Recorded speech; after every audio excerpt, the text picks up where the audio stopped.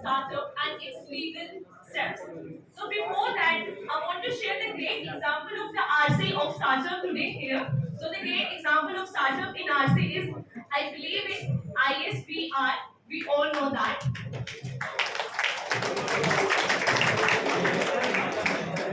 So मुझे उम्मीद है कि आप सभी ने ISBR का नाम पहले से ही सुना है. Is it right? Yeah, sure. So आज मैं यहाँ हूँ आपको ISBR के बारे में बताने में कि ISBR का एम क्या है, what's its purpose, how it's working, and हम क्या कंपनी जो है क्या सर्विस प्रोवाइड करती है for each and every student, and हमारे आगे के फ्यूचर प्लान्स क्या हैं. So let's start with that.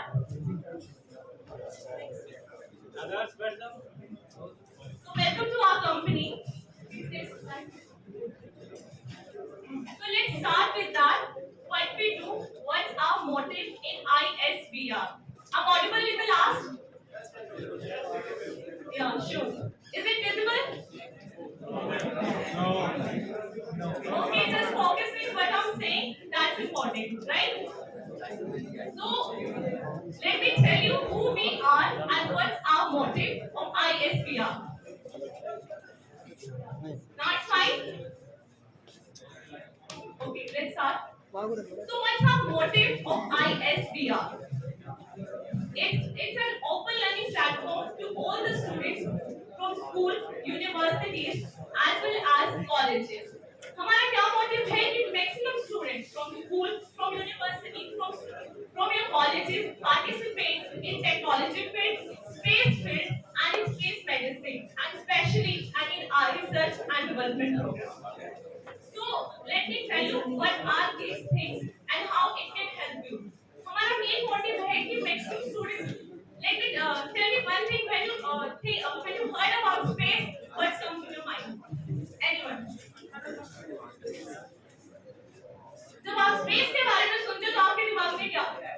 Maximum time it's not fascinating, it's like complicated science. Yes और नो? यस. तो इसी मिथ को हमें ओवरकम करना है.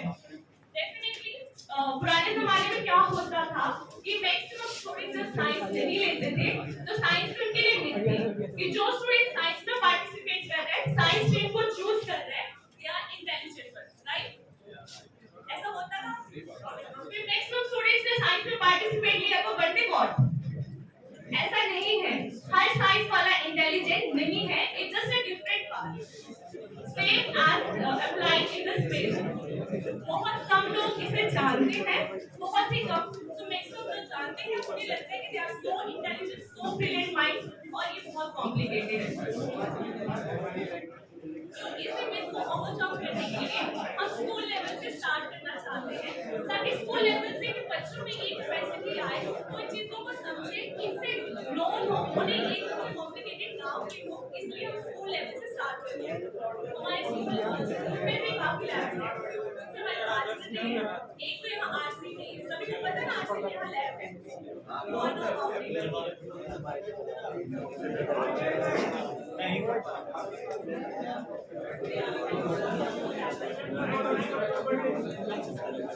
And after that, our motto is एक ये open learning platform कैसा है. I believe you are enjoying this session. Is it audible in the back?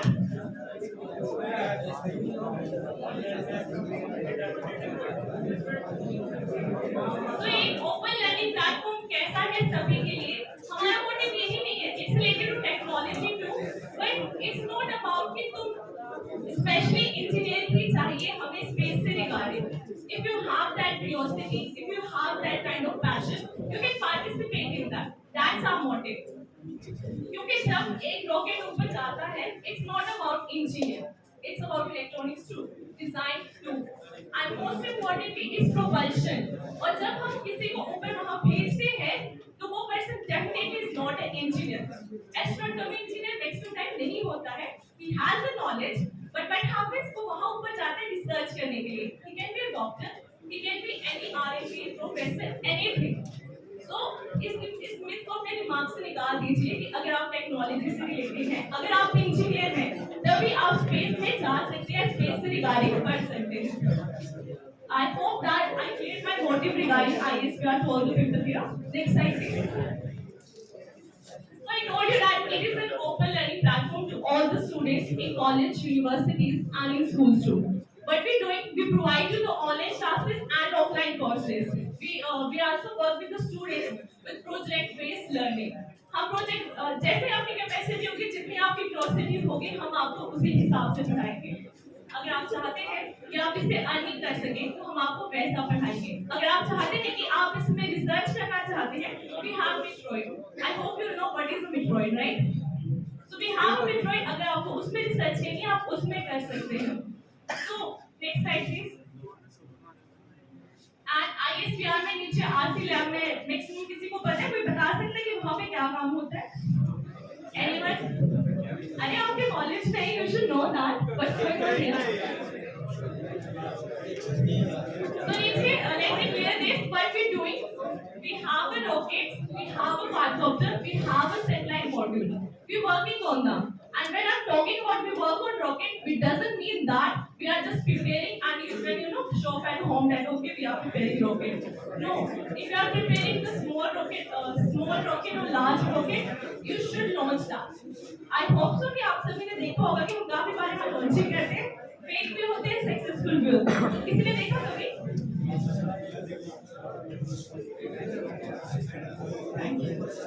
किसी ने सैटेलाइट मॉड्यूल तो उसमें हमने वर्क करते हुए देखा जब हमारा सैटेलाइट का हुआ? मैंने देखा। You should know about your surrounding guys.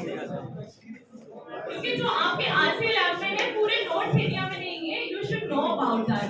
I want कि तुम उस अपॉर्चुनिटी का अच्छा सा फायदा उठा सको। Next slide. Labs and incubation. What labs are doing?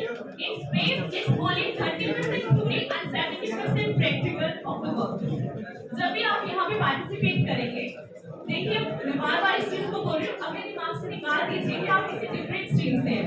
हमारे CEO भी एक डिफरेंट स्ट्रीम से, but he has a great knowledge because he has a curiosity.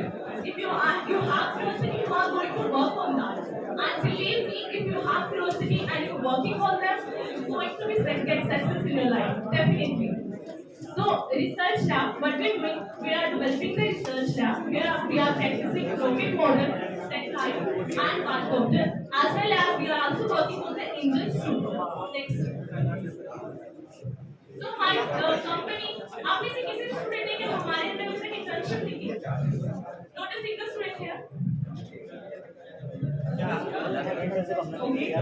So our company is what is doing? We are preparing rocket. I told you. But why we are preparing rocket? किसी के दिमाग में भी तक ये सवाल नहीं आया कि क्यों बना रहे हैं? ऊपर ही उड़ाने क्यों? So we are preparing rocket for satellite. We are working on the low Earth orbit. So वहाँ पे हम satellite को पहुँचा सकें. So definitely we are teaching you rocketry and satellite and drone technology. हम देखते हैं कि ड्रोन टेक्नोलॉजी वो आज दिन प्रतिदिन बढ़ रही है। आप शादियों में भी देखोगे, but it has a great influence on defense side too, in agriculture too. India जो है वो मैक्सिमम अपने बॉर्डर्स में कैसे करता है? आर्मी क्या यूज करती है? सर्विलेंस के लिए ड्रोन्स यूज करती है। जापान में आजकल फार्मर क्या यूज कर रहे हैं? आजकल आप देख रहे हो कि काफी इंजीनियर एग्रीकल्चर में जा रहे हैं, तो वो खेती बाड़ी करने से हाथ से नहीं जा रहे हैं। They are going with the technology. They are using drones for the agriculture. So we are teaching that to all the students. And space medicine. It's a interesting part for the RC students, especially for B Pharma. What is this? That in space medicine, what we do in space medicine, it's not about कि आप यहाँ बाहर की कोई भी नई medicine के बारे में रिसर्च करके पढ़ोगे, ऐसा नहीं है। स्पेस मेडिसिन मीन्स जो एस्ट्रोनॉट होता है, आप जानते हैं जिसको ऊपर भेजा जाता है, दैट वाज एस्ट्रोनॉट, राइट? या तो जब वो एस्ट्रोनॉट है, उसके लिए उसके ऊपर स्पेस मेडिसिन का यूज किया जाता है। जब वो नीचे होता है, उसे देखा जाता है कि वो उस लायक है, उस कंडीशन में है कि जब वो वहां माइक्रो ग्रेविटी में जाएगा तो उसका शरीर उस हालत में ठीक है। फिर जब वो माइक्रो ग्रेविटी में वहां ऊपर होता है तो वहां पे जो उसकी बॉडी में चेंजेस आते हैं, तो स्पेस मेडिसिन तब उसे दी जाती है। तो जब वहां वो बिल्कुल माइक्रो ग्रेविटी में रहा है और बिल्कुल जब वो नीचे फुल ग्रेविटी में आ रहा है, फिर से उसकी बॉडी सस्टेन नहीं कर पाएगी, तो फिर से वहां पे उसमें स्पेस मेडिसिन दी जाती है। तो हम इंटर्नशिप देते हैं आरसी के स्टूडेंट्स को स्पेस मेडिसिन के रिगार्डिंग। इसमें इसका सबसे अच्छा पार्ट है आप हमसे थ्योरी पार्ट पढ़ोगे। We will send you to the Bajaj industry. सभी को बजाज के नाम तो सुना ही होगा, राइट?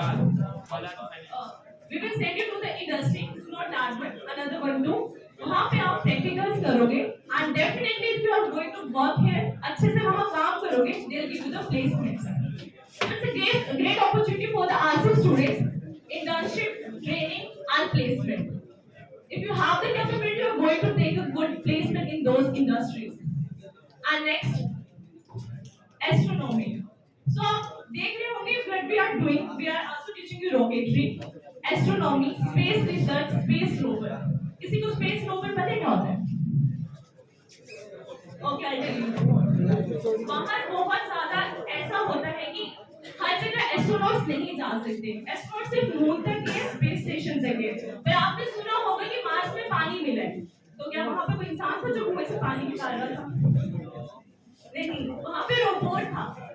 तो space rover is like a robot, वो वहाँ पे सैंपल कलेक्ट करते हैं और वापस अर्थ पे सिग्नल भेजते हैं कि ही फाउंड दिस थिंग, और हम रिसर्च करते हैं।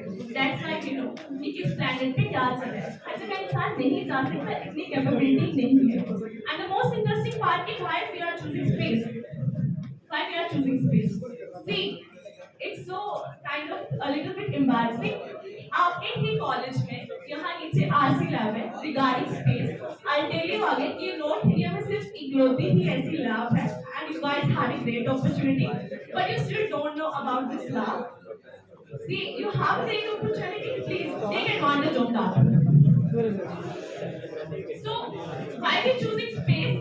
क्योंकि अगले 10 साल में कोई भी चीज आप किसी भी कंपनी में करोगे वो सारी की सारी स्पेस से ही जुड़ी होंगी। अगर if you are working in the electronics, तो इलेक्ट्रॉनिक्स कंपनी भी स्पेस को ही अपना पार्ट दे रही होगी। If you are working in a doctor, in a medicine, in a B pharma, anything, वो सब स्पेस से ही वर्क कर रहे होंगे नेक्स्ट 10 इयर्स में। So you should know that knowledge, right? Next slide please. So we are the first company in the North India which working on open fairing technology. So I will explain in so simple words what is open fairing technology, that we are the only company that working on that. क्या होता है जब ऊपर space में, चलो सबको पता है रॉकेट चला गया, बहुत सिंपल भाषा में चला गया, उसके बाद क्या होगा? वो तो वही है। तो इससे क्या होते हैं स्पेस डेब्रिस, जैसे यहाँ पे डस्टबिन कचरा हम बोलते हैं, तो वैसे हम स्पेस में जो कचरा फैलता है उसे हम डेब्रिस बोलते हैं। तो हम चाहते हैं हम ऐसा रॉकेट बनाएं, ऐसा काम करें कि ऊपर जाके कोई कचरा ना हो, क्योंकि आपको नहीं पता ये कितना हमारे एटमॉस्फेयर को इफेक्ट कर रहा है, right? So that's why we are the only company that working on open fairing technology in the India right now. Our space left, next time. I already told you about that.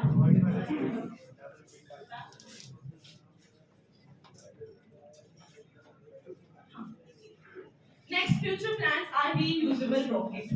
देखिए rocket बहुत ही करोड़ों में बनते हैं, तो ऐसा और कई बार अगर आप जैसे ही उसे यूज करेंगे तो मे बी वो पूरी तरह से एग्जीक्यूट भी ना हो, it will be failure.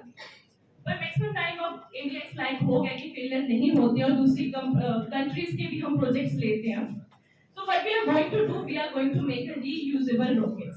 Reusable rocket मतलब वो ऊपर गया, सैटेलाइट छोड़ी, उसके बाद उसका ईच एंड एवरी पार्ट हम वापस रिकवर कर सके और उसे यूज कर सके। इससे क्या होगा, हमारी कॉस्ट बचेगी, उसके मल्टी टाइम उसकी हम फ्लाइट्स करा सकते हैं।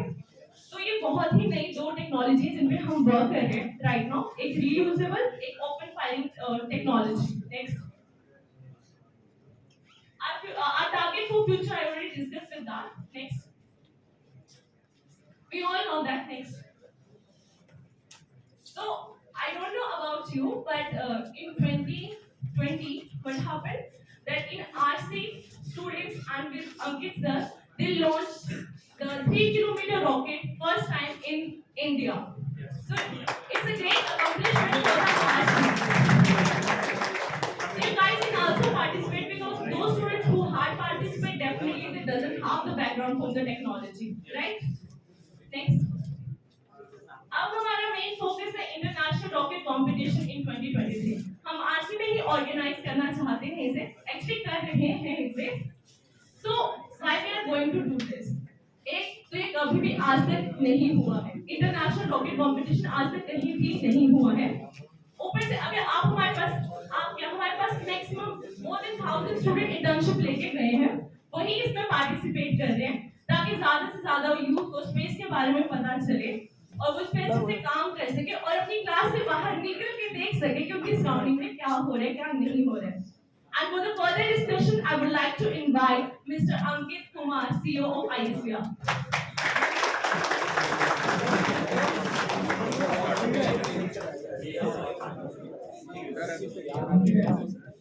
First of all, I would like to thank each and every member of RC family to invite me over here again.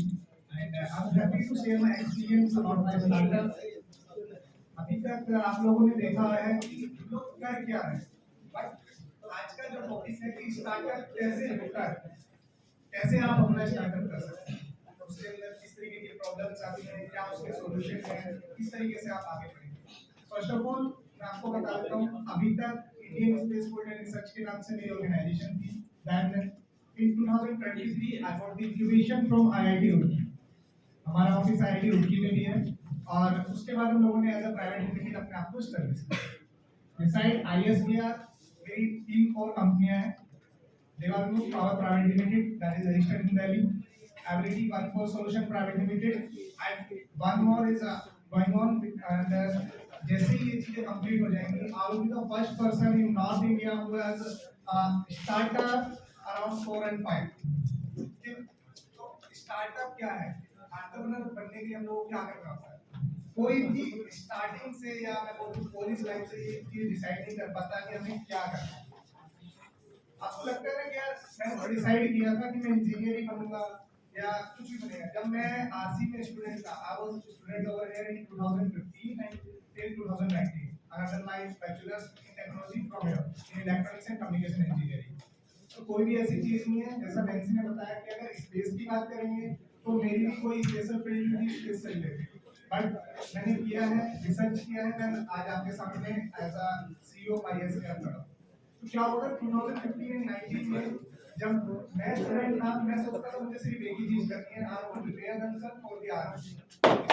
Believe me, मैंने 2019 में यूपीएससी क्लियर किया था। यूपीएससी क्लियर करने के बाद मैंने Indian army officer training academy join किया, लेकिन वहां क्या किस तरीके की प्रॉब्लम है, मुझे क्या लगता था कि यार हम लोग गए हैं काबिल समाप्त हैं। 4 साल में जो मेरी हैबिट बन चुकी थी ना, यार इलेक्ट्रॉनिक्स पे काम करना है या कुछ टेक्निकल काम करना है, वो चीजें नहीं कर पाया, सर्वाइव नहीं किया, वापस आया। देन मैंने एक छोटी सी कंपनी जो की, उस कंपनी में मैंने ट्रेनिंग ली, फिर इसरो डीआरडीओ इन चीजों के बारे में कंट्रोल किया। तो ऐसा कुछ नहीं है कि यार आप किसी भी एज में एंटरप्रेन्योर नहीं बन सकते। ऐसे बहुत से एग्जांपल है। केएफसी 60 प्लस की एज में उन्होंने अपना स्टार्टअप स्टार्ट किया था और आप सब लोग जानते हैं। ऐसे बहुत से स्टार्टअप हैं, ऐसे बहुत सी ऑर्गेनाइजेशन है जो आपको मोटिवेट कर सकती है कि भी आप करना। एंटरप्रेन्योर बनने के लिए आपको क्या करना चाहिए मैं आपको बताऊंगा। आईएसवीआर के बारे में आप सबको बता दिया गया है।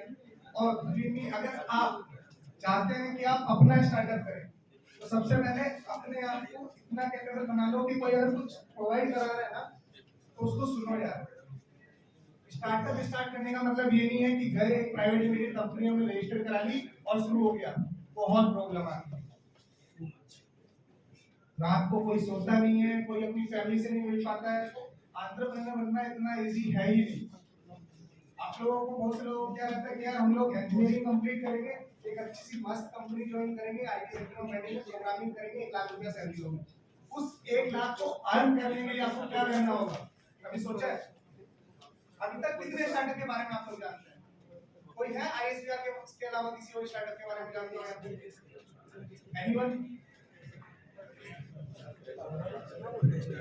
आप में से कोई अपना स्टार्टअप करना चाहता है?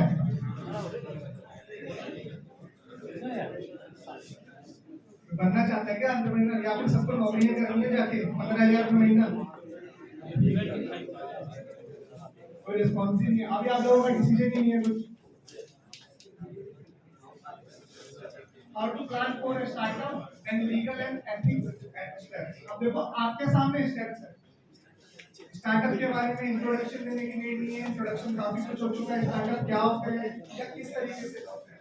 जितने भी यंग माइंड है, इसमें लिखा हुआ young mind, but only young mind नहीं है, सिर्फ यंग माइंड ही जो है स्टार्टअप नहीं कर सकते। मैंने केएफसी का एग्जांपल इसीलिए दिया, 60 प्लस एज में उन्होंने अपना स्टार्टअप रजिस्टर किया था और आज केएफसी का ब्रांड हर कंट्री में है, ऑलमोस्ट सब जगह।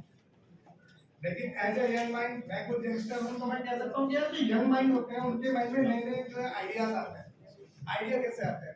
हम लोग इंजीनियरिंग स्टूडेंट हैं, यहाँ पे कोई सीएस से होगा, कोई इलेक्ट्रॉनिक्स से होगा, कोई बीएससी से होगा, कुछ भी इनोवेटिव आइडिया। जब मैंने आईएसवीआर स्टार्ट किया था ना, मैं साउथ से वापस आया था और मैंने एक ही चीज नोटिस की थी कि कोई भी ऐसी कंपनी है ही नहीं नॉर्थ इंडिया के अंदर जो स्पेस सेक्टर के ऊपर एजुकेशन प्रोवाइड कराए। ठीक है, उसके बाद मैंने रॉकेट डिजाइन करना शुरू किया, आपने रॉकेट बनाए, सॉलिड फ्यूल पे मैंने काम किया है, लिक्विड फ्यूल पे मैंने काम किया है। जितने भी रॉकेट के लॉन्चेस मैंने किए उसमें फेलियर बहुत ज्यादा थे, लेकिन फाइनली जब हमारा सक्सेस रेट बना, जब हम लोगों ने सक्सेस मिलनी स्टार्ट की, तो मुझे एक चीज समझ में आई कि अपना खुद का एक सेटअप मैं स्टार्ट करूंगा और मेरा ड्रीम होगा इंडिया के जो यंग माइंड्स हैं उनको प्रिपेयर करना है अपकमिंग वर्कफोर्स जो आएगी स्पेस सेक्टर। स्पेस सेक्टर के अंदर जॉब्स की कमी नहीं है, अपॉर्चुनिटी की कमी नहीं है, लेकिन डेवलप कौन कर रहा है? कोई भी। क्योंकि हम लोग कभी भी अपनी एरिया से बाहर जाके, या कहते हैं ना कुएं के मेंढक की तरह, क्या होता है कुएं के मेंढक का एग्जांपल मेरे को याद आ गया। मैंने ये कहावत कई बार सुनी थी, कुएं के मेंढक होते हैं जो बैठ जाता है ना ऊपर मेंढेरे पे, तो क्या होता है वो पहुंच जाता है ऊपर। अब एक तो होता है वो पार करके चला जाता है, वो बाहर जाता है, जंगल में जाता है, दुनिया देखता है, एक होता है वापस आके कूद जाता है। उसके लिए वही दुनिया है, इस कोने से उस कोने में, उस कोने से इस कोने, उसके अलावा उसमें कुछ करना ही नहीं है। यही प्रॉब्लम है हम लोगों के साथ।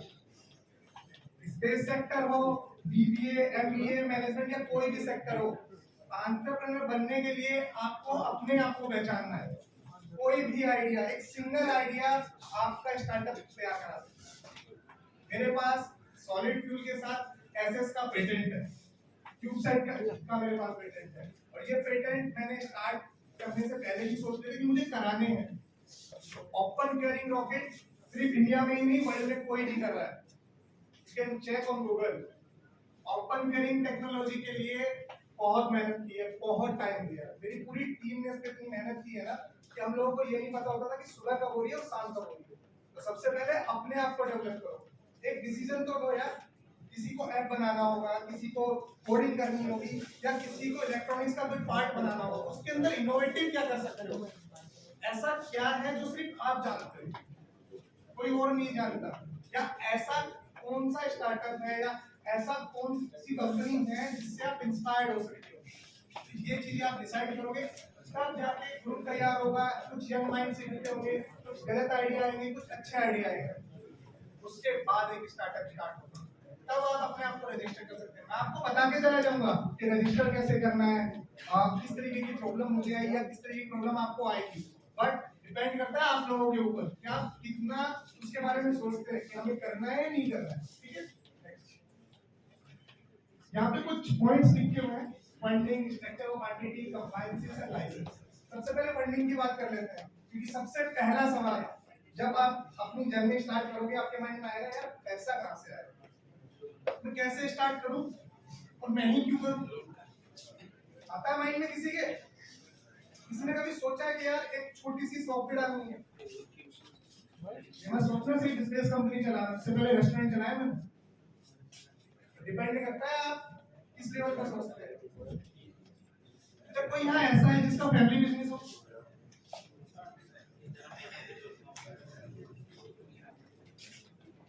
है कोई ऐसा जिसका फैमिली बिजनेस है?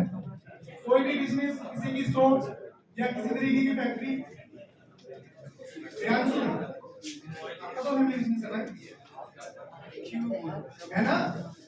कैसे कैसे लगता है, कैसे हैंडल करता है आप चीजों को?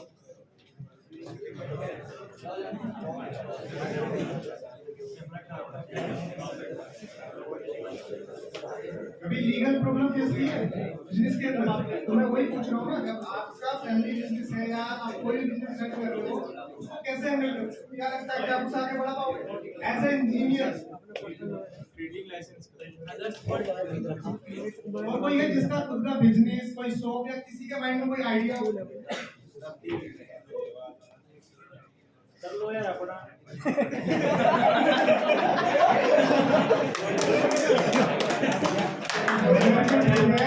लोग क्या कर सकते हैं, आपके कंप्लायंसेस कर सकते हैं, सीए का कोई कर सकता है। बिजनेस क्या है? प्रॉपर्टी डीलिंग का है। प्रॉपर्टी डीलिंग के अंदर जब आप किसी के साथ प्रॉपर्टी डीलिंग करते हो, you have to sell a property खुद। ये मत बोलना सर मैंने एक बंदा रखा हुआ है, मैं तो उसको बोल देता हूँ मेरे पापा ने चार रखे हैं। खुद कभी कुछ किया है? क्या फ्लोटिंग करते हैं सर सब कुछ। मैं प्रॉब्लम क्या आती है मैं पूछ रहा हूँ। मैं तो सर बहुत सारी अच्छा ऐसी ऐसी क्या फ्लोटिंग आप करते हो कि जो दूसरों से अलग है कि यार बंदा आप ही के पास है? सर चीपेस्ट रेट में मतलब सही को वो देते हैं। अभी क्या इन्होंने बताया चीपेस्ट रेट में। अभी फंडिंग की बात कर रहे हैं, इसका जवाब मैं फंडिंग के लिए सबसे पहले आप अपने आप को इतना कैपेबल बनाओ कि आप एटलीस्ट स्टार्ट कर सको। आपने एक आइडिया अपने माइंड में सोच लेना, उस पे काम स्टार्ट करना। बहुत से लोग फोन चला रहे हैं, 90% लोग। सबका पता है मुझे, याद रखना तुम्हारे सीनियर इस ऑडिटोरियम में लटके गए होंगे, याद रखना इस बात को, सबका पता है। फंडिंग के लिए अपने आइडिया सोचना है, उस आइडिया पे काम करना है। उसके बाद सोचना है कि आप मिनिमम अमाउंट में अपने आइडिया को दूसरों के सामने कैसे ला सकते हैं। फंडिंग के बहुत सारे ऑप्शन है इंडिया के अंदर आज के टाइम में। स्टार्टअप इंडिया से आपको सिर्फ फंडिंग मिलती है, स्टार्टअप उत्तराखंड नगर उत्तराखंड में हर स्टेट का अपना स्टार्टअप है। आप स्टार्टअप सेल में जा सकते हो, गवर्नमेंट को अप्रोच कर सकते हो, एंजल फंडिंग। फंडिंग की प्रॉब्लम नहीं आएगी एक बार अगर आप स्टार्ट कर लो। नेक्स्ट है स्ट्रक्चर ऑफ एंटिटी। आपने डिसाइड कर लिया कि मेरी एंटिटी इस डोमेन में वर्क करेगी। लाइक मेरी एंटिटी जो है आईएसपीआर वो सिर्फ स्पेस के डोमेन में वर्क करेगी। स्पेस के डोमेन में क्या काम करना है, ठीक है, उस काम को डिसाइड कर लिया, अपना डोमेन रेडी कर लिया। अब ऐसी बहुत सी एंटिटी होंगी जो पहले ही स्पेस पे काम कर चुकी होंगी, आइदर इंडिया और अदर कंट्री। हमें उनकी केस स्टडी पढ़नी होगी। क्या सब लोग एलन मस्क को जानते होंगे जरूर, सबने इंस्टाग्राम में देखा है ना। अच्छा एलन मस्क कैसे बना, स्पेसएक्स कैसे बना? एलन मस्क की जर्नी के बारे में अगर जानना है ना, तो एक बार जाओ और उसकी केस स्टडी आप लोग पढ़ो, पता लग जाएगा कितनी चल नहीं रहा है तो और मजा नहीं आ रहा। मैं उनसे इंस्पायर्ड नहीं हूँ, कोई मोटिवेशन नहीं है। मैं ये नहीं कहूँगा कि वो बिजनेस स्टार्टअप किया तो मैं भी सीखना ही, उनसे मेरा कोई इंस्पिरेशन नहीं है। बट मैं उनकी केस स्टडी की बात कर रहा हूँ, उनके हार्ड वर्क की बात कर रहा हूँ। और सिर्फ एलन मस्क की नहीं है, ब्लू ओरिजिन बहुत सी ऐसी कंपनियां हैं जिन्होंने अपने आप को बनाने के लिए अपनी फैमिली को टाइम नहीं दिया, अपना अकेला उन्होंने स्टार्टअप किया है। बेशक सिंगल पर्सन की एंटिटी है, ये अपना एंटिटी डिसाइड करो, अपना डोमेन डिसाइड करो और फिर ये डिसाइड करो कि उसको किस लेवल तक लेके जाना है। नेक्स्ट है कॉन्ट्रैक्ट। अब कॉन्ट्रैक्ट की बात करेंगे तो फिर सॉरी प्रियांशु की बात में तो कॉन्ट्रैक्ट दिला दो, प्लॉट ही बना दें। लेकिन यहाँ पे कॉन्ट्रैक्ट का लीगल बात हो रही है। आपको कॉन्ट्रैक्ट किसके साथ कोलैबोरेशन करना चाहिए, किस तरीके के डिसीजन लेने चाहिए, ये आपको पता होना चाहिए। याद रखना अगर आप नेशनल या इंटरनेशनल लेवल पे काम कर रहे हो तो आपको पता होना चाहिए जिस कंपनी के साथ अपना कॉन्ट्रैक्ट आप कर रहे हो वो आपको क्या चीज शेयर कर सकता है। टेक्नोलॉजी एक्सचेंज हो सकती है, इंटर्न्स एक्सचेंज हो सकते हैं, या एजुकेशनल प्रोग्राम, या फिर उनका इंजन यूज कर सकते हैं, या कोई डिजाइन इस तरीके के कॉन्ट्रैक्ट साइन। आईपीआर फाइलिंग, आपको पेटेंट फाइलिंग करनी होती है तो आईपीआर फाइलिंग करनी होती है। इन चीजों के बारे में आपके पास वकील है या नहीं है आपको पता होना चाहिए अगर आपको अपनी एंटिटी चलानी है। लास्ट में आते हैं ये लीगल इश्यूज, जितने भी इश्यूज हैं वो लीगल इश्यूज। अभी आप जब एक कंपनी रजिस्टर करोगे ना, सबसे पहले ढूंढोगे यार कंपनी को रजिस्टर कैसे कराना है। अब बहुत से लोग बोलते हैं सर क्या रजिस्टर क्या कराएं, प्रोग्राम कराएं या फिर प्राइवेट लिमिटेड कराएं या एलएलपी कराएं। उस लेवल का डिसीजन लेने के लिए आपको देखनी होगी आपको किस डोमेन में वर्क करना है और आपकी प्राइवेट लिमिटेड में क्या करना है या एलएलपी में क्या करना है। नेक्स्ट स्लाइड में आप देखिए। Formalization of business structure and founders agreement. अब देखो agreement मीटर एक type of business.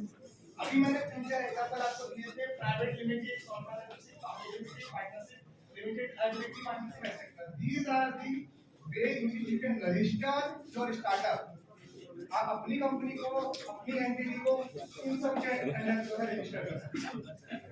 Private limited company होती है, मैं सबको सजेशन दूंगा कि आप अपनी company as a private limited भी रजिस्टर कराएं। अगर आपको गवर्नमेंट से बेनिफिट्स लेने हैं, अगर आप चाहते हैं कि आपको सीड फंडिंग कम टाइम में और इजी अवेलेबल हो और आप ग्रोथ कर सके, बेस्ट ऑप्शन है आपके लिए प्राइवेट लिमिटेड।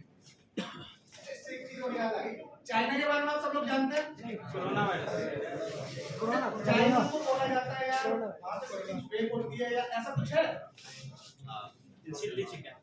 चाइना का कहना ये है कि billions of population in billions of mind, जितने लोग हैं उतना ज्यादा दिमाग है उनके पास, वो हर छोटी से छोटी चीज का सॉल्यूशन निकालते हैं। मैं सपोर्टर नहीं हूँ चाइना का, बट मैं उनकी अच्छी चीजें बता रहा हूँ। चाइना हर साल 12 लाख पेटेंट फाइल कर देता है, इट्स 12 लाख अकेले, और उसमें से 80% पेटेंट उनके सक्सेसफुल हो जाते हैं। और हमारे इंडिया के अंदर 1 लाख के पेटेंट फाइल नहीं होते हैं, और आज तक रिकॉर्ड रहा है 200 से ज्यादा पेटेंट किसी ईयर में हमारे फाइल नहीं है, क्योंकि हम लोग सोचते ही नहीं है, इनोवेटिव ही नहीं है हम लोग। अब बोलते चाइना बेकार है, उनसे बेकार तो हम हैं। इसलिए चाइना हमसे आगे था और आगे ही रहेगा जब तक हमारी सोच नहीं है। इसलिए एंटरप्रेन्योर बनना जरूरी है, इसलिए स्टार्टअप जरूरी है, इसलिए आप लोगों को अपनी सोच बदलनी होगी कि सिर्फ जॉब हमारा टारगेट नहीं है। इंजीनियरिंग क्यों कर रहे हैं हम लोग? हमें जॉब वाला क्यों कर रहे हैं? कि जॉब के लिए किस किस को गारंटेड पता है कि निकलेंगे नेक्स्ट डे जॉब ज्वाइन कर लेंगे?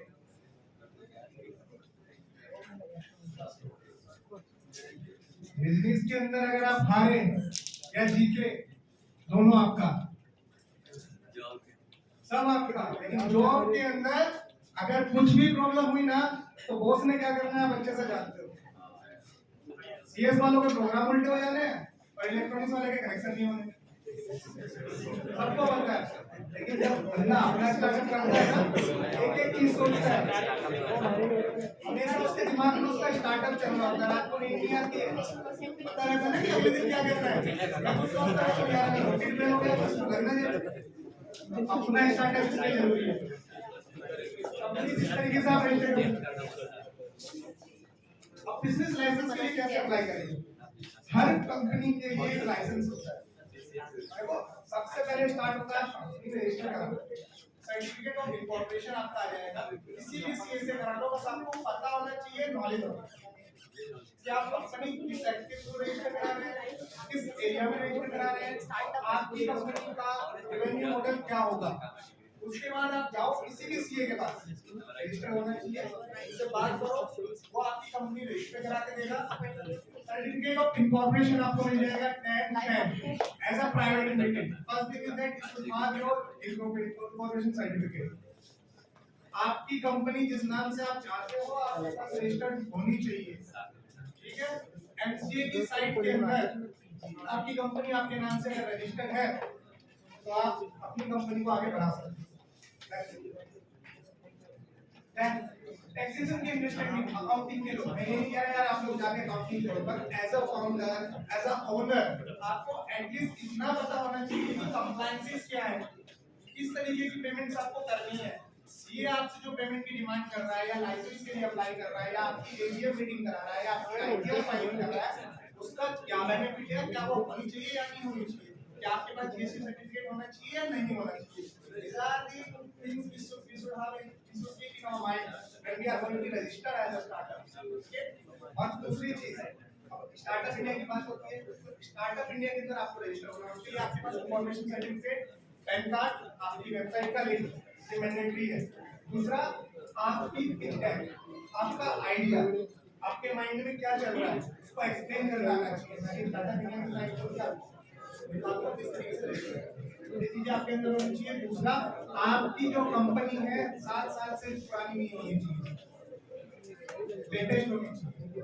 उसके बाद आपको टैक्सेस में बेनिफिट मिलेंगे स्टार्टअप इंडिया की तरफ से, जब तक आपका टर्नओवर 100 करोड़ पार नहीं हो जाता और किसी का नियरली 100 करोड़ पार।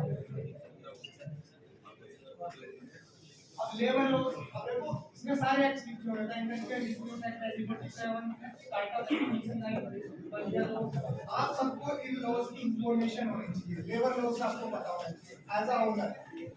अगर नहीं भी पता है तो आप should have a file about it, एक फाइल अपने पास रखो, सारे लॉज के बारे में इंफॉर्मेशन करो। एक पर्सन आपको देखो जब स्टार्टअप करोगे ये तो है नहीं कि आप तुम्हें वकील रख लोगे, रोमेश क्या है कर लोगे तो उसकी सैलरी देने वाला कोई सीए हायर नहीं करता, स्टार्टिंग में कोई वकील हायर नहीं करता। आपको एज अ स्टार्टअप खुद इसके बारे में जानना होगा, गूगल पे सर्च कर लो, किसी से बात कर लो, किसी जैसे आई होप आपको चीजें सीख के जाएंगे स्टार्टअप कैसे स्टार्ट करें। ठीक है, टेक्नोलॉजी की बात नहीं कर रहा, लेकिन स्टार्टअप की बात कर रहा हूं। ये इंफॉर्मेशन आपको कलेक्ट करनी होगी, तब आप जाके आगे sorry protection and intellectual property. Intellectual property is commercialisation. आपकी जो डिजाइन है ना, जो आप डिजाइन बना रहे हैं, सबसे पहले एक आइडिया मैं आपको बता देता हूं, आपके माइंड में कुछ भी आता है आज के टाइम में, सबसे पहले पेटेंट करा, सबसे पहले पेटेंट करा लो। जितना जल्दी आप पेटेंट करा लोगे उसके बाद अपना ट्रेडमार्क करा लो। ट्रेडमार्किंग पेटेंट, आपके लोगों तक पेटेंट होना चाहिए ताकि कोई भी पर्सन आपके आइडिया को कॉपी ना करे। पेटेंट एप्लीकेशन आप जाके गूगल पे लगाओगे नॉर्मली आपको पेटेंट एप्लीकेशन मिल जाएगी, अपने इंस्टीट्यूट के थ्रू आप पेटेंट डाल सकते हैं। और स्टार्टअप के अंदर अगर कोई इंस्टीट्यूट आपको सपोर्ट कर रहा है दैट्स अ वेरी, मुझे नहीं पता आप लोगों के माइंड में क्या इमेज है, आप लोगों को ऐसा भी लगता होगा कि सर आते हैं और आके बोले रखते हैं आरसी नहीं दिया, आई मुझे दिया है, आई एम श्योर मुझे दिया है, आओ मेरी लैब में देखो, कुछ नहीं था मेरे पास, कुछ भी नहीं, जब मैं आरसी में वापस आया सर ने सपोर्ट किया, फैकल्टीज ने मुझे सपोर्ट किया, तो ऐसा कुछ नहीं कि कोई आपको सपोर्ट नहीं कर रहा है। मुझे जितना भी सपोर्ट मिला है, मेरी जो फाउंडेशन है वो आरसी कॉलेज से है, that's why I am happy to come here again and again. कोई ऐसा मेरा कोई पर्सनल किसी से कोई लिंक नहीं है, तो सपोर्ट आपको मिलता है, आपको अप्रोच करना आना चाहिए। कॉन्ट्रैक्ट मैनेजमेंट के लिए बात करें, जितने भी एग्रीमेंट्स आप करेंगे, जितने भी 1872 एक्ट के अकॉर्डिंग होने चाहिए, आप अपना जो एमओयू करते हैं वो भी एक्ट के अकॉर्डिंग होना चाहिए। कौन सी कंट्री के अंदर आप एमओयू कर रहे हैं, जो आपका एमओयू है वो वैलिड है वहां पे या नहीं, ये चीज आपको पता होनी चाहिए। एमओयू का फॉर्मेट आपको बनाना होगा, कोड ऑफ कंडक्ट आपको बनाना है, अपने खुद के कोड ऑफ कंडक्ट बनाओगे, खुद के लॉज बनाओगे, तब जाके स्टार्ट करेंगे आप आगे। ये कुछ डिटेल्स हैं टाउन में, तो कोई भी स्टार्टअप है, इनोवेटिव है, इनोवेशन है, टेक्नोलॉजी है, तो इस पर जरूर जुड़ता है बिजनेस, भाई इंपॉर्टेंट है। अगर आप बिजनेसमैन नहीं बनोगे तो स्टार्टअप चलेगा कैसे? आपको पता होना चाहिए कि आपका स्टार्टअप स्केल कैसे करेगा, किस तरीके से रेवेन्यू जनरेट होगा, किस तरीके से आप काम करोगे, क्या रिजल्ट्स होंगे, क्या अर्निंग पे स्टार्टअप चलता रहेगा? नहीं। अगर आपका revenue model and model confirm नहीं है तो आप आगे नहीं बढ़ पाओगे। इसमें दिखा गया fast track exit model. Fast track के अंदर क्या होता है, बंदा एंट्री करता है, उसने एक मोड डिसाइड कर लिया कि यार मेरे को विद इन 1 वीक इतना अमाउंट जो है रेवेन्यू जनरेट कर लेना है, ये फास्ट ट्रैक मॉडल होता है। जाता है तो मल्टीपल तरीके से जो है अप्लाई कर देता है, अपनी टीम को बाकी एरिया में लगा देता है एंड देन गेट दैट। उसके बाद आता है कोड ऑफ क्रिमिनल रूल। अब जब हम कोड क्या बोलते हैं, कोड ऑफ क्रिमिनल रूल के अंदर क्या होता है, हम लोग कुछ रूल्स बना लेते हैं अपने, और कुछ हमारे जो गवर्नमेंट रूल्स है उनके अंदर आके हम अपना काम स्टार्ट करते हैं। these are the things and voluntary closure। अब voluntary closure में क्या होगा, अब किस तरीके से अपने टीम है उनके साथ काम करके अपना जिनका आउटपुट ले रहे हैं। अगर आप अपने रिजल्ट्स नहीं देख पा रहे हो, आपके पास आपका डिसीजन मेकिंग पावर नहीं है, तो आप अपने स्टार्टअप के अंदर रेवेन्यू जनरेट नहीं कर पाएंगे। देखो प्राइवेट कंपनी के अंदर कुछ फॉर्म्स है, कुछ फॉर्म्स, ठीक है, तो वो फॉर्म्स आप लिमिटेड लाइसेंस तो वेरिएबल लेकिन अगर आपको ये लग रहा है कि सब कुछ नहीं करूँगा, अब नहीं करूँगा, सब कुछ मैंने मैनेज करना है। इससे पहले जब मैं आया था मेरे साथ शायद कोई पार्टनर नहीं था, मैं अपने सीईओ के साथ था, she is working with me since 2000। ऐसा कुछ नहीं है कि कोई आपके साथ रहेगी काम, मेरी टीम वो अकेले चंडीगढ़ हिमाचल से हैंडल कर रही थी, मैं अकेले यहाँ से हैंडल कर रही थी। और बहुत से ऐसे इवेंट मैनेजर साथ में भी थे। और एक चीज और है, आपको लगता है ना स्टार्टअप के लिए टीम कहाँ से मिलेगी? स्टार्टअप के लिए टीम मिलेगी ऐसे वेबिनार से, इस तरीके के लेक्चर से, वर्कशॉप से। मैं नैन्सी से 2020 स्टार्टिंग में शायद मिला था Chandigarh university as a workshop person में गया था, मैंने वर्कशॉप प्रोवाइड कराया था। उसके बाद मैंने जब अपना स्टार्टअप स्टार्ट किया, मैंने उनको कॉल किया था डायरेक्ट वाकई स्टार्टअप और उन्होंने बोला यस। और उसके बाद हमारी टीम अभी तक काम अराउंड 3 ईयर के हम लोग काम कर रहे हैं। ऑर्गेनाइजेशन से प्राइवेट लिमिटेड हो गए, लेकिन हम लोग ये मैटर नहीं करता कि टीम कहाँ से काम कर रही है, आपको टीम बनानी आनी चाहिए। लगा ना वेबिनार में आपको क्या मिलेगा, ये नहीं मिलेगा, आपको एंथुसियाज्म मिलेंगे, लोग मिलेंगे जो करना चाहते हैं।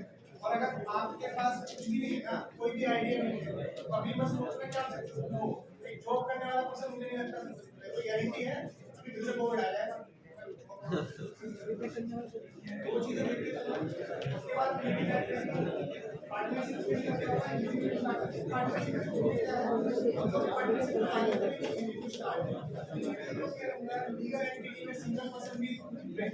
लेकिन प्राइवेट लिमिटेड के अंदर as a director, two director और मैंडेटरी।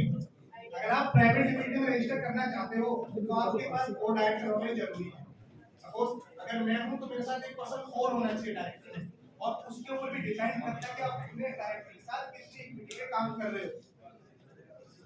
ये भी हमारे लीगल के अंदर आता है। आपको अगर यही नहीं पता आपको क्या है, अच्छी क्या है, दूसरी जगह को ऐसे नहीं होता। लीगली एमओयू होते हैं, लीगली डायरेक्टर के डेटा एक्टिवेट होते हैं, डीएससी एक्टिवेट होते हैं, तब आदमी जाके अपनी कंपनी स्टार्ट करता है। और किसी भी कंपनी की डिटेल आप जब डालोगे ना Endokinetics case organisation private limited Google का बुक पूरी detail, that who is the director, who is the founder, सब कुछ मिलेगा। एमसीए की साइट से मिलेगा। प्राइवेट लिमिटेड में 2 डायरेक्टर तो मैंडेटरी है, चाहे आपको कितना भी शेयर हो। हमेशा एक बेस्ट तरीका होता है प्राइवेट लिमिटेड के अंदर कि आप क्या करते हैं, 70-30 मतलब एक डिसाइड रेट का आपको रखना है। उसके बाद पार्टनरशिप के अंदर क्या होता है, हमारे लिए आप ऑफिस में मिलेगा 2 डायरेक्टर की ऑफिस सिंगल डायरेक्टर को निकला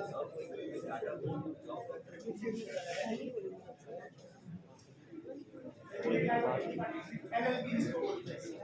अब क्या होता है, कुछ लोग क्या सोचते हैं यार टैक्स से बचना है, और हम लोग ना इतना जल्दी मैनेज नहीं कर पा रहे हैं, हैंडल नहीं हो रही चीजें, वो एलएलपी के लिए जाते हैं, बना लेते हैं या फिर वो कंपनी को मार्च करके एलएलपी बना लेते हैं। अगर आपके सारे डायरेक्टर की बोर्ड ऑफ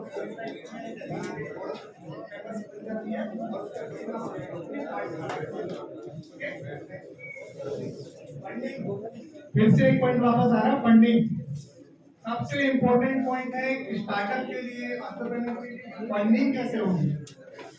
बिना फंडिंग के आज के टाइम में कोई भी स्टार्टअप नहीं खड़ा रह सकता। हम लोग भी अप्लाई कर रहे हैं and we will get the funding के लिए, क्योंकि हम लोग की सारी चीजें क्लियर है, हम लोग फॉलो कर रहे हैं। आईआईटी से हम सब लोग इंक्यूबेशन हुआ, वो लोग फंडिंग के लिए एंड स्टार्टअप उत्तराखंड से सीड फंडिंग के लिए।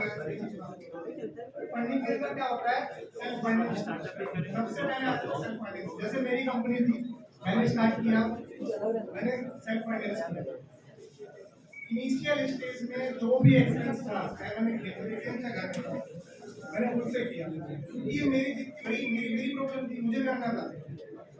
मेरे को था ना कि मेरे को ही करना है, नहीं मुझे नहीं चाहिए कोई भी। अगर कोई मेरी सपोर्ट में नहीं खड़ा था ना, तो उस टाइम एक ही डिसीजन था कि करना है कैसे भी करना है। इसलिए मैंने सेल्फ फंडिंग की। सेल्फ फंडिंग प्राइवेट इक्विटी के अंदर आप लोग अपनी कंपनी की कुछ इक्विटी कुछ पार्ट किसी दूसरे बंदे को दे देंगे, उसके बदले उससे कुछ अमाउंट ले लेंगे, 2%, 3%, इस तरीके से आप इक्विटी सेल कर सकते हैं। एक शेयर होल्डर अपने शेयर्स को सेल आउट कर सकते हैं। जब बंदा देखता है ना कि यार ये आज भी तो कल ग्रोथ कर जाएगा, मैं अपने आप ready to leave. Next venture capital. आपकी जो वेंचर कैपिटल है ना, उसके अकॉर्डिंग भी आप देखिए बैंक से आप कर सकते हैं। डेबिट फाइनेंस क्या होता है, आपकी जो कंपनी है उसको जैसे प्राइवेट लिमिटेड होने के बाद फाइनेंशियल सपोर्ट लो इंटरेस्ट पे आपको लोन मिल सकता है। डायरेक्टर लोन होता है, कंपनी की जो हमारा टर्नओवर लाइक जैसे एनसी होता है मेरे पास, इसमें ट्रेड का अगर प्रॉपर तरीके से किया जाए अराउंड 3 करोड़ है, तो अगर 3 करोड़ प्लीज कभी भी बैंक से उठा सकते हैं, बट उसके लिए प्रोसेस है। लेकिन अगर मैं जानता हूँ कि मेरे पास सीड फंडिंग का ऑप्शन है तो मैं पहले दे दूंगा। देन आता है एंजल फंडिंग। एंजल फंडिंग के अंदर जैसे कि आरसी मुझे कर रहा है, एक लैब दे दिया, स्पेस दे दिया, ये एंजल फंडिंग के अंदर है। ठीक है, या फिर किसी तरीके का कोई अमाउंट है, या कोई आपको आगे अमाउंट दे देता है कि चलो ठीक है यार अच्छा काम कर लो, आप तैयारी होती है। एंजल फंडिंग बहुत से लोग इन्वेस्टमेंट में ऐसा करते हैं, उनका यही मोटिव होता है कि क्या करना है, स्टार्टअप के अंदर इन्वेस्ट करना है। एग्जांपल के तौर पे आप शार्क टैंक देखा ही होगा, लेकिन उसमें कुछ नहीं होता। ठीक है, नेक्स्ट है पब्लिक स्टॉक मार्केट। अब क्या हो गया, पब्लिक स्टॉक मार्केट में आपने पैसा लगाना शुरू कर दिया, आपने अपनी जो कंपनी है उसको स्टॉक मार्केट में लॉन्च कर दिया, उसके बाद पब्लिक आपके पता चला है, तो स्टॉक मार्केट के थ्रू भी आप फंडिंग जनरेट कर सकते हैं। अभी किसी को कभी भी कुछ भी इंफॉर्मेशन चाहिए regarding startup, regarding space science and technology, या फिर आपको लगता है कि आप इंडस्ट्री के किसी भी प्रोजेक्ट में, कोई सैटेलाइट की इंडस्ट्री है या किसी भी चीज की इंडस्ट्री में, you can contact to B and my team and you can also visit the lab visit to pharma visit dot com. Okay, अभी स्टार्टअप इंडिया की मैं साइट खोल के आपको दिखा दूं किस तरीके से रजिस्टर करना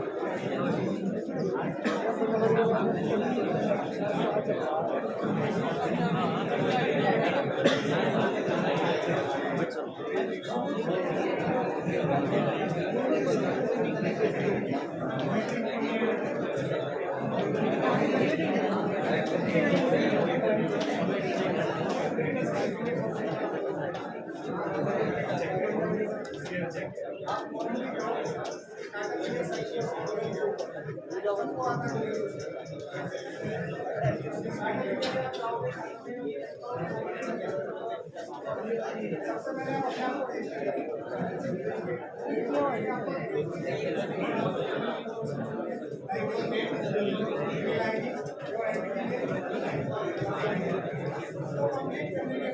अपने आप को सबसे पहले अगर आपने स्टार्टअप चलाना है,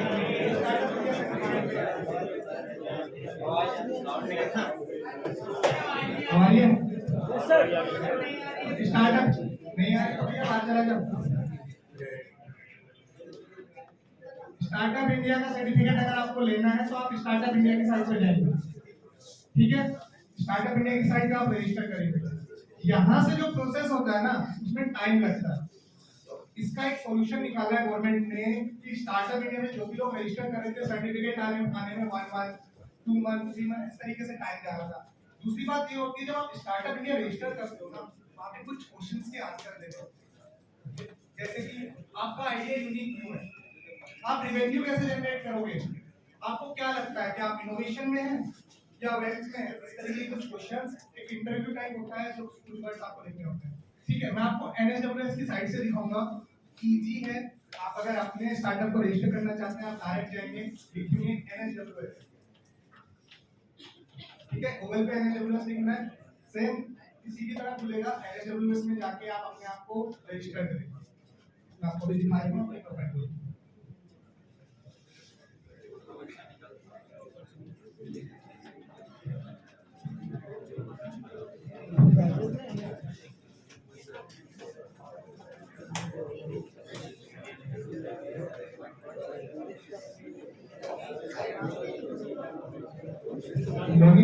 नंबर दे रहा हूँ, इन्वेस्टर लोग मेरे आप हो जाएंगे।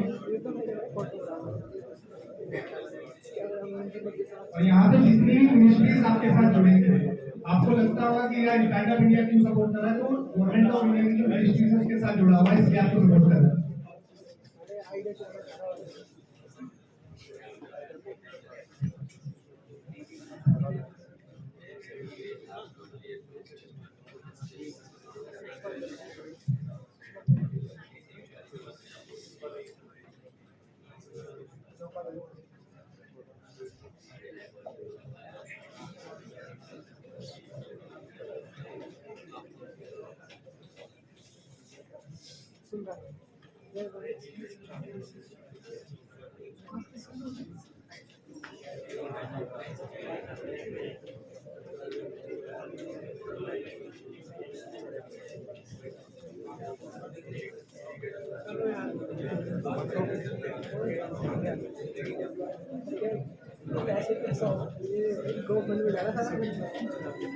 मेरा ऑलरेडी स्टार्टअप का रजिस्ट्रेशन है, मेरे पास स्टार्टअप इंडिया का सर्टिफिकेट है, तो मेरी प्रोफाइल ऑलरेडी है। तो आप लोगों को क्या करना होगा, अपनी प्रोफाइल बनानी होगी, ठीक है। लो लास्ट में क्या बोल रहे सुन लो। हर ये तो करते हैं लोग।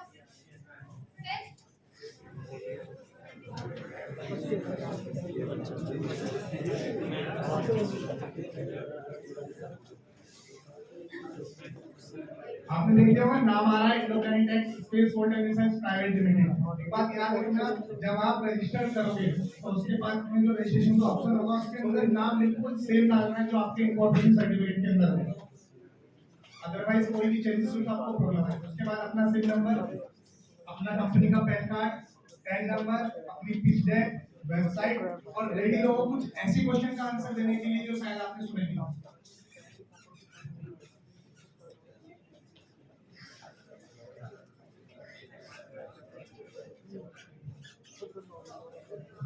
मेरी कंपनी की प्रोफाइल आपके सामने ओपन हो गई है, मेरे पास ऑलरेडी सर्टिफिकेट है, तो आप देख सकते हैं मेरे अप्रूवल्स में जाकर।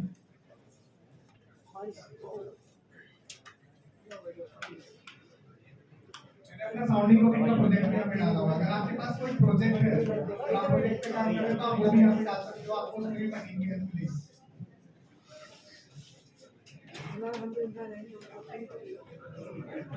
तो आपके सामने एक पोर्टल खुला है, आपके सामने लिखा हुआ है रजिस्ट्रेशन एज ए स्टार्टअप, लिखा हुआ है ये सेंटर का सर्टिफिकेट है। अब सेंटर के लिए हमें स्टार्टअप इंडिया करना होता है, ये आपके सामने लिखा हुआ है ना अप्रूव, मतलब हम लोग अप्रूव हो चुके हैं, मेरा स्टार्टअप इंडिया का सर्टिफिकेट आ चुका है।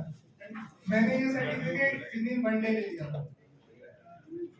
आप जब वहां पे आंसर देते हो ना क्वेश्चंस के, उसके अकॉर्डिंग आपका सर्टिफिकेट जनरेट होता है। विदिन 1 डे, रात को 12 बजे मैंने अप्लाई किया था, नेक्स्ट डे 6 o'clock मेरा सर्टिफिकेट मुझे मिल गया था। और अभी तक का सबसे फास्ट सर्टिफिकेट है ये, आईआईटी के जितने भी स्टार्टअप है उनमें से लिखता किसी ने तो हमारे किया है।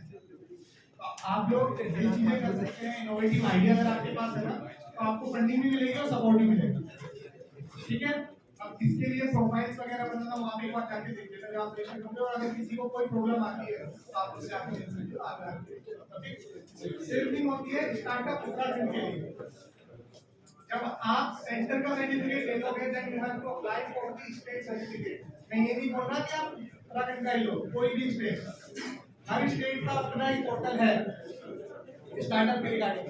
आप जाओ अपने स्टेट के जो सर्टिफिकेशन है उनको चेक करो, उनकी डिटेल्स चेक करो, पोर्टल आपके सामने है, प्रोफाइल्स आप चेक कर सकते हो। प्रोफाइल आपको बनानी होगी अपनी कंप्लीट, अपना लोगो पूरी पोजीशन से डालनी है, इस तरीके से प्रोफाइल आपकी खुल जाएगी, ठीक है। आपका प्रॉपर एड्रेस, जैसे मेरा हेड ऑफिस अभी आईआईटी के अंदर है तो मैंने आईआईटी डाला है, और जो मेरा रजिस्टर्ड ऑफिस है, मतलब एक रजिस्टर्ड ऑफिस होगा एक हेड ऑफिस होगा, ठीक है। इस तरीके से आपको डिटेल्स बना के उसके अंदर डालनी होगी, और ये आपके डिटेल्स है जो हमारे कंपनी के डायरेक्टर हैं, me and my brother the director of this company,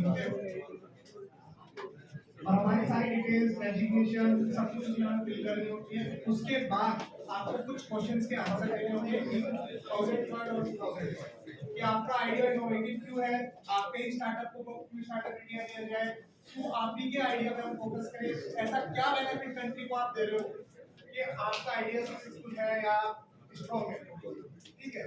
अब मेरा आइडिया कितना सक्सेसफुल है मुझे उस दिन पता लग गया जब मेरे को 12 आवर के अंदर मेरा स्टार्टअप इंडिया से सर्टिफिकेट मिला। ये भी मेरे लिए मोटिवेशन था। तो आपको बस काम करना है, सब कुछ अवेलेबल है। उसके बाद आप स्टार्टअप उत्तराखंड सर्च करोगे, सेम तरीके से प्रोफाइल बनेगी, कंपनी की पिच डेक होनी चाहिए और सारी डिटेल्स आपके पास होगी। कंपनी का लोगो रजिस्टर होना है। आप उसके बाद स्टार्टअप का मेरा भी पेंडिंग है, टास्क फोर्स में जा चुका है। स्टार्टअप से करके बात करते हैं, उन्होंने बोला है विद इन दिस मंथ और first week of May month I will get my startup. तो ऐसा कुछ नहीं है कि हमें कुछ मिलेगा। इसके बाद आती है funding, seed funding. Minimum grant है 20 to 40 लाख। अब किसी भी कंपनी को, किसी भी स्टार्टअप को सस्टेन करने के लिए, स्टेबल करने के लिए दैट इज इनफ। अब सोचो आप 20-30 लाख एक टाइम में कमा रहे हो, तो ये जॉब वाले देते हैं। लेकिन उस अमाउंट को किस तरीके से यूज करोगे, क्या आइडिया होगा। उसके बाद आपके पास एक और स्कीम है सीएसआई आपके थ्रू। संजीव मजूमदार सर जिनसे मेरे को लास्ट ईयर अवार्ड मिला था आईआईटी रुड़की के अंदर, 1.5 करोड़ की ग्रांट है। एमएसएमई के थ्रू 3 करोड़ की ग्रांट है। आप लोग अप्लाई तो करो, पहले स्टार्टअप तो बनाओ। ग्रांट की कमी नहीं है, पैसे की कमी नहीं है। अब बोलेंगे सर गवर्नमेंट है, अप्लाई तो कर दिया, आता नहीं आता है, सब आता है। अगर आपका आइडिया अच्छा है, आपने प्रॉपर तरीके से फॉलो किया है और प्रॉपर तरीके से उसको फाइल किया है, तो आपको सारी ग्रांट मिलेगी। अभी किसी के माइंड में कोई भी क्वेश्चन है, कोई भी क्वेरी है regarding startup, regarding ISPR, anything that you can ask me. किसी का कोई क्वेश्चन है?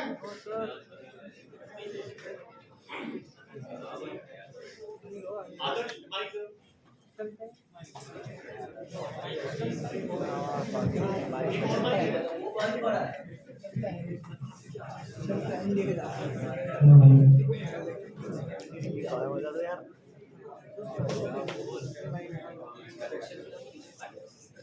एज अ स्टूडेंट हम जानना चाह रहे हैं कि आईएसपीआर में अगर हमको नॉलेज जो मिलेगा तो हम कैसे ले सकते हैं, उसमें एनरोल कैसे हो सकते हैं, एनरोल कैसे हो सकते हैं उसमें, अगर हमें टेक्नोलॉजी के बारे में सीखना है।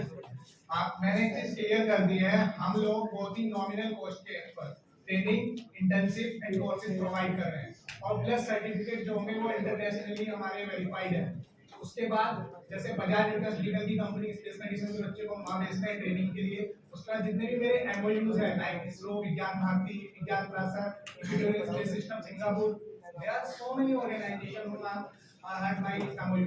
ओके, मेरे पास 50 प्लस एमओयूज है। देन उसके बाद इसरो के अंदर जिस तरीके की रिक्वायरमेंट्स होती है लाइक रॉकेट साइंस के लिए, सैटेलाइट कम्युनिकेशन के लिए, ड्रोन के लिए, डीआरडीओ के अंदर मिसाइल्स के लिए, उसके लिए हम पर्सन्स को प्रिपेयर करते हैं। प्लस स्टूडेंट्स को कंपटीशन के लिए इस तरीके के कंपटीशंस में भेजते हैं like international rocket competition, international rover challenge, international satellite competition. This kind of things which will help you for your future thing if you join ISPR. अभी आपको ज्वाइन करना है, प्रोसेस क्या है उसका? प्रोसेस ये है, आप जाइए वेबसाइट के ऊपर, ठीक है, वहां पे आपको ऑप्शन मिलेगा, आप अपना फॉर्म फिल कीजिए, मेरी टीम आपको कांटेक्ट करेगी and you can directly come to my lab. आप लैब के अंदर डायरेक्ट आ सकते हैं, जिस चीज में आपका इंटरेस्ट है, जो जिस डोमेन के अंदर, नैंसी वहां होंगी या फिर कोई ना कोई टीम मेंबर वहां जरूर आपको मिलेगा, कैन डिस्कस। एक क्वेश्चन और है कि जैसे आपका स्टार्टअप है आईएसपीआर, तो आपका जो कंपटीटर है जैसे स्काईरूट एरोनॉटिकल, स्काईरूट जो कंपनी है ना वो पहली बात तो साउथ के अंदर है। दूसरी चीज, स्काईरूट के अंदर जितने भी लोग काम कर रहे हैं they all are the ISRO retired scientist. क्या कंपटीशन भाई, I am not retired from ISRO. और मैं जो रॉकेट बना रहा हूँ ओपन पेयरिंग तो नहीं है। ओपन पेयरिंग का मतलब थोड़ा बताइए। ओपन पेयरिंग रॉकेट, देखो मैं ज्यादा चीजें डिस्क्लोज नहीं कर सकता क्योंकि मेरा पेटेंट है, लेकिन मैं आपको बता देता हूँ ओपन पेयरिंग में मैं एक चीज क्लियर कर देता हूँ, ये लोग रियूजेबल रॉकेट बनाते हैं, ठीक है, बोलते हैं कि रीयूज होगा, लेकिन कभी भी कोई भी रॉकेट जब लॉन्च होगा उसका जो बूस्टर होता है, सॉलिड बूस्टर, वो स्पेस में ही रह जाता है और घूमता रहता है स्पेस डेब्रिस बन के। आपने कोई भी सैटेलाइट लॉन्च किया या फिर कोई भी स्पेस लॉन्च व्हीकल भेजा, अगर एक तिनका भी उससे टकरा जाए ना उस पोस्ट के अंदर वो ब्लास्ट करेगा। मेरा कहना ये है, मेरे रॉकेट के अंदर किसी भी तरीके का पार्ट स्पेस में नहीं छूटेगा। I will make a completely reusable rocket with open pairing system. हमारा पेयरिंग सिस्टम ओपन होगा, सैटेलाइट को पुट करेगा ऑर्बिट के अंदर, and it will come back. Sir ऐसा टेक्नोलॉजी तो स्पेस एक्स के पास है ना। स्पेस एक्स के पास एस्ट्रोनॉट भेजने के लिए रियूजेबल रॉकेट है, but they don't have a complete reusable rocket. उनके बूस्टर वापस नहीं आते हैं, साइड बूस्टर जो स्मॉल वाले होते हैं। सर साइड हम देखें सर, साइड बूस्टर जो फाल्कन 9 कितने बूस्टर होते हैं फैल्कन 9 के अंदर? फाल्कन 9 के अंदर तो साइड कितने बूस्टर होते हैं? इसमें 2 साइड बूस्टर होते हैं और 2 साइड बूस्टर होते हैं, और जो स्मॉल वाले बूस्टर है वो वहीं पे घूमते रहते हैं। अब they are working on starship man. Falcon 9 is working on starship. Astronaut नहीं भेजना है मेरे को सैटेलाइट वहां पे पुट करना है। दूसरी चीज, आपने इतनी चीजें पूछ ली है, मेरे चीज बताओ, जब सैटेलाइट स्पेस के अंदर घूमता है तो वो खराब भी होता होगा, कोई टेक्नोलॉजी है उसे ठीक करने की? नहीं अभी तो नहीं। मैं बोलूं मेरे पास अभी एक कंपनी का नाम हमें याद नहीं आ रहा, वो इस चीज पर काम कर रही है। कौन? जापान? जेक्सा?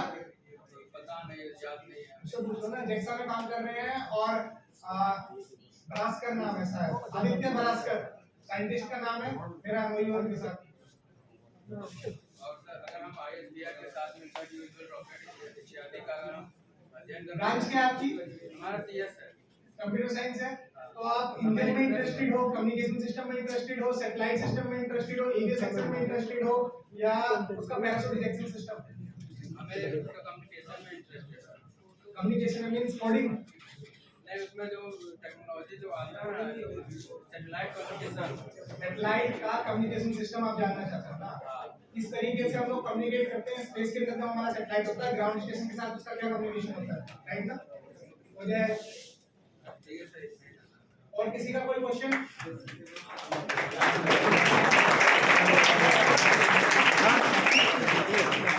किसी के माइंड में है कोई क्वेश्चन? कुछ भी पूछ सकता है।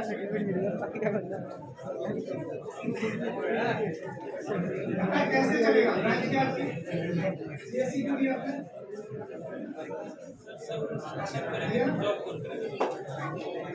इन चीजों में है।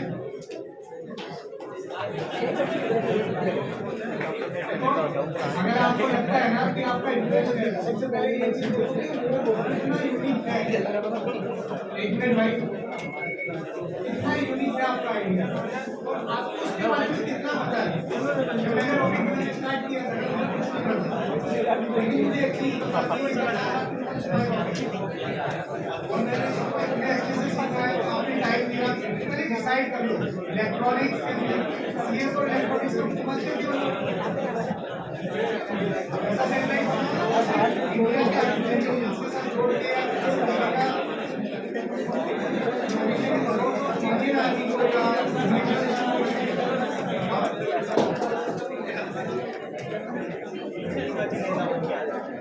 देखो, घर वालों को कन्विंस करना तो किसी के बस की नहीं है।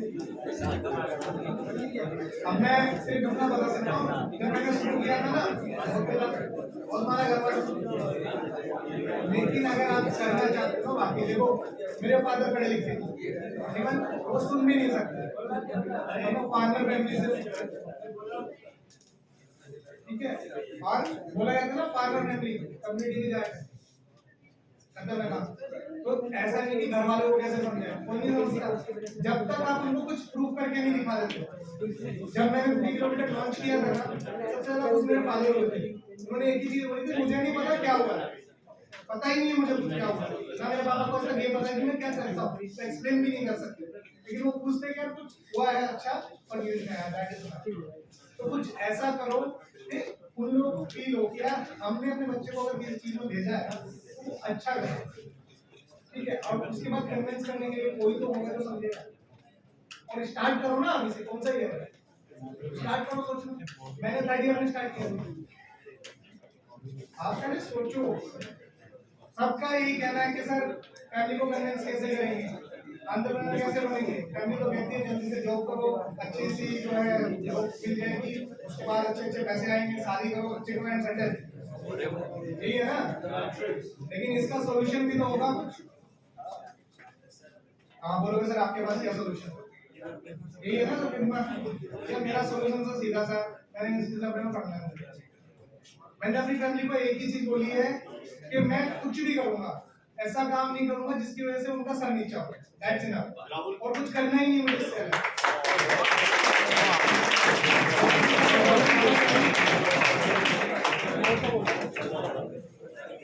किसी का कोई क्वेश्चन?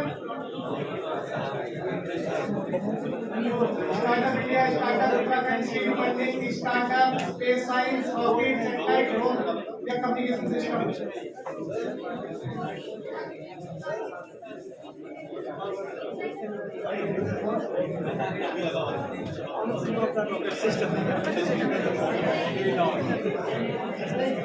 आप definitely by and light communication का सिस्टम क्या है? हम लोग पहले एक स्मॉल सेट पे काम कराते हैं, एक ग्रुप सेट तैयार होता है और इन लोगों को उसकी कोडिंग होती है, आपका इंट्रोडक्शन कोड है। तब बेसिक से सब होगा, एक मॉडल पे आप काम करोगे, उसके बाद वो मॉडल डेवलप होगा, उसके यूज करेंगे, उसको लॉकिंग पे लगा के या ड्रोन पे कई बार आपने देखा होगा मॉडल टेक्निक पे चढ़ के कुछ टेस्ट करते हैं और उससे जनरल इंफॉर्मेशन कलेक्ट करेंगे। उसके बाद आप स्टार्ट हर चीज बेसिक से ही बोला ना, हमारा भी पर्पस यही है, यंग माइंड है, ठीक है?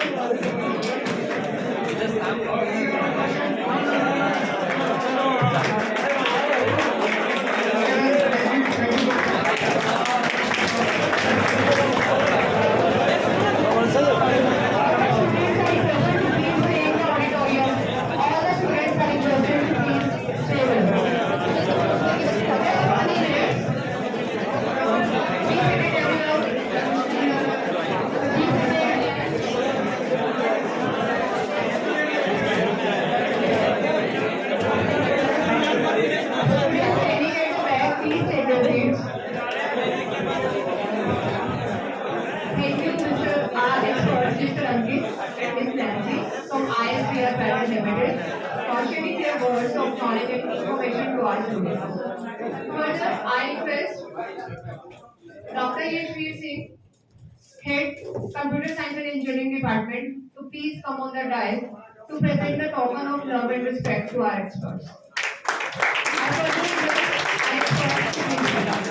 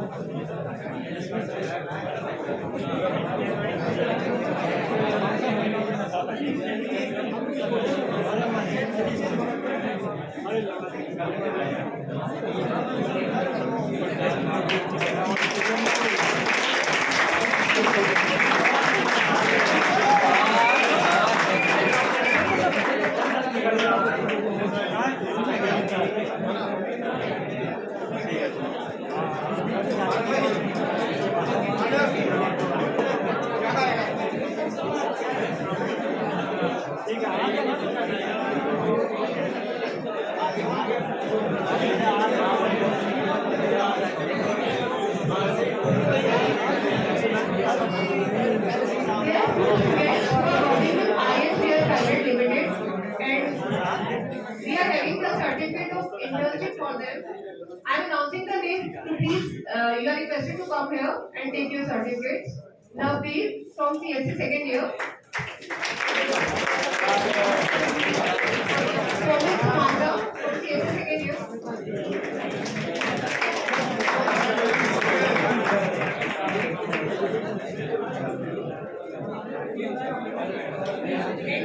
Both of them also get a certificate of appreciation as they work very well in this field. I request everyone to have a big round of applause for them.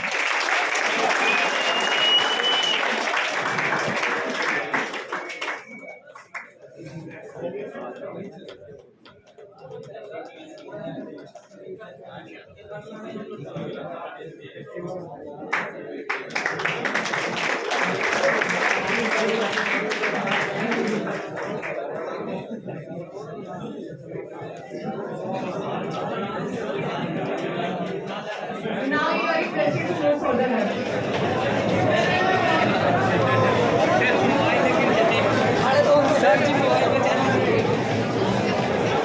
Recording बंद कर दे।